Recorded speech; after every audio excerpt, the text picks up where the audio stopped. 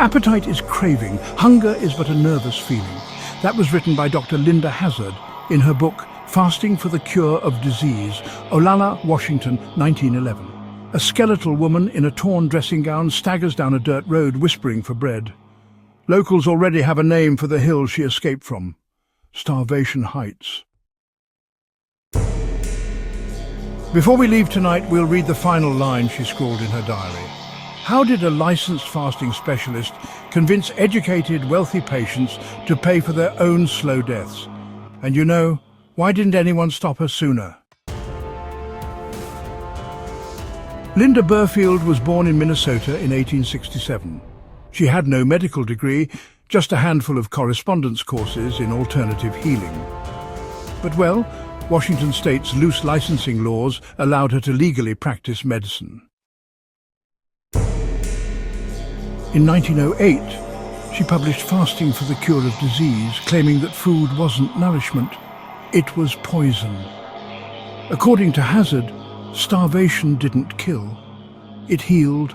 Her theory was that autotoxins in the body caused all disease, and the only way to purge them was through prolonged fasting.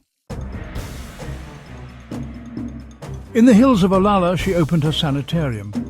Patients, mostly women of means, arrived seeking detoxification and restoration. What they received was a regimen of thin vegetable broth once or twice a day, hour-long enemas and deep, bruising massages. Hazzard insisted the treatments were working, even as her patients' bodies withered. She encouraged them to sign over their bank accounts, jewellery, even power of attorney. Soon, wills were rewritten with Linda Hazzard's name on them. Locals reported seeing ghost-like figures clinging to the fence line, begging silently for food. Claire and Dora Williamson were, well, wealthy British heiresses.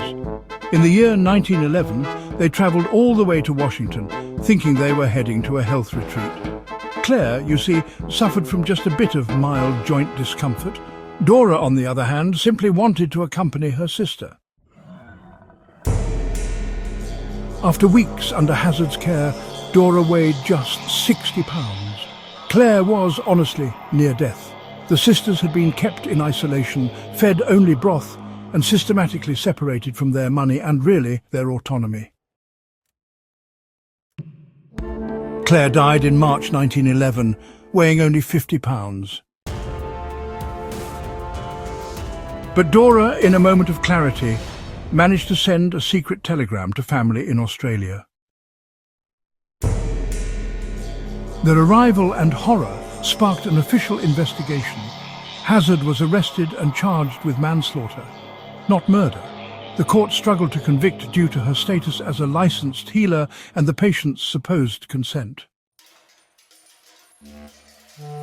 She served less than 2 years of her sentence.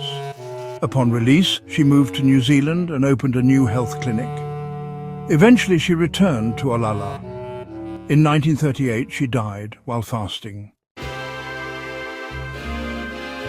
But why did educated adults obey her, even as they watched death creep across the ward? Hazzard didn't just starve people, she stripped them of autonomy. Coercive control is a psychological framework that describes domination through isolation, surveillance, and restriction. Hazzard used food as both tool and weapon. Starvation triggers mental fog and dependence.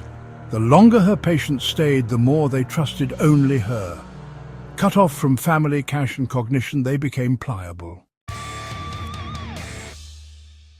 Modern cult experts, they actually rank food deprivation as second only to sleep loss when it comes to weakening critical thought.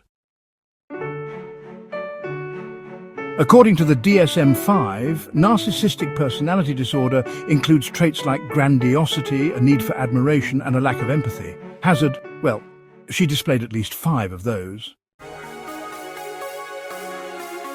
She boasted about her elite patients, blamed victims for being, in her words, too weak, and styled herself a prophet rather than a practitioner.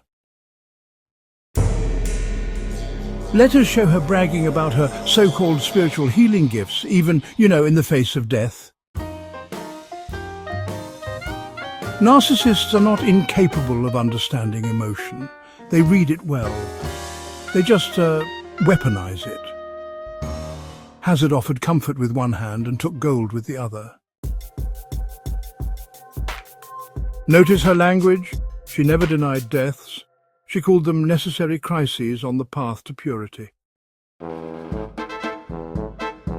But this wasn't just about Linda Hazzard. It was about the time she lived in. You see, the early 1900s saw growing distrust in traditional medicine. Doctors were mostly male, elitist, and honestly pretty dismissive of women's pain. So natural cures and spiritual healing surged in popularity, especially among upper-class women. Hazzard's gender granted her a false layer of trust. To women without options, she felt like a savior. Licensing boards were fractured. Some backed medical doctors, others promoted eclectics and natural healers. There was no unified standard of care. Today we still see the glamorization of fasting in wellness culture. Detox teas, juice cleanses, online communities disguised as fitness spaces, starvation repackaged.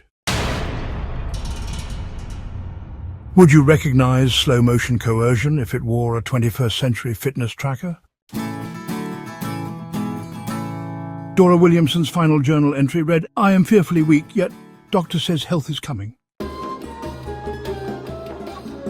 She survived, but you know she spent her entire fortune exposing the woman who killed her sister.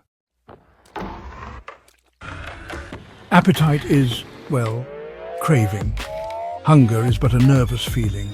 Maybe, just maybe, the craving wasn't in their stomachs. Perhaps it was in Linda Hazzard's hunger for control. Is evil always loud, or can it arrive wearing a stethoscope and a smile? Next time on The Psychology of Evil, when empathy becomes a weapon, inside the mind of a hospice angel of death. Could you spot the red flag the Williamson sisters missed? Comment below. And, hey, share one historical case you think hides a psychological twist we haven't explored.